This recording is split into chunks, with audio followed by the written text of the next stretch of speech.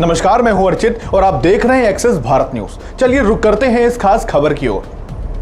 महाराष्ट्र की राजनीति में एक बार फिर बड़े बदलाव के संकेत मिल रहे हैं। राष्ट्रवादी कांग्रेस पार्टी यानी एनसीपी के दोनों गुटों के संभावित विलय को लेकर चर्चाएं गर्म हैं। इस बीच शिवसेना यूबीटी के सांसद संजय राउत ने एक ऐसा बयान दिया है जिसने राजनीतिक गलियारों में हलचल पैदा कर दी है। मुंबई में पत्रकारों से बातचीत करते हुए राउत ने कहा कि अगर एनसीपी के दोनों गुटों का विलय होता है तो वो इसका स्वागत करेंगे, लेकिन उन्होंने इस पूरी प्रक्रिया की चाबी दिल्ली के पास बताई है।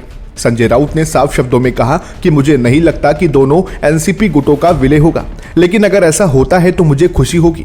प्रफुल्ल पटेल वही कह रहे हैं जो अमित शाह कह रहे हैं।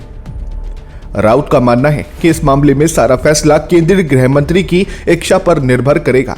उन्होंने आगे कहा कि क्या आपके पास दोनों के विलय के बारे में कोई ठोस जानकारी है? एनसीपी और बीजेपी के विलय पर फैसला अमित शाह की इच्छा के अनुसार लिया जाएगा। एनसीपी का बीजेपी में विलय होगा, एकनाथ शिंदे की पार्टी का भी बीजेपी में विलय होगा। इससे पहले शरद पवार ने भी इस मुद्दे पर अपनी बात रखी थी। उन्होंने 4 फरवरी को साफ किया था कि दोनों गुटों के संभावित विलय पर अजीत पवार और जयंत पाटिल के बीच चर्चा हुई थी। बारामती में एक कार्यक्रम के दौरान पवार ने कहा था कि मुझे खुशी है कि सुनेत्रा पवार ने उप मुख्यमंत्री पद की शपथ ली है। विलय की चर्चा अजीत पवार और जयंत पाटिल के बीच हुई थी। सीएम फडणवीस बातचीत में शामिल नहीं थे।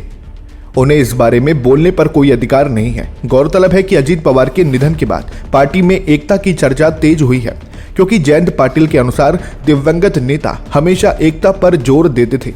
अब देखना यह है कि क्या अमित शाह की हरी झंडी के बाद महाराष्ट्र में सत्ता का समीकरण पूरी तरह बदल जाएगा।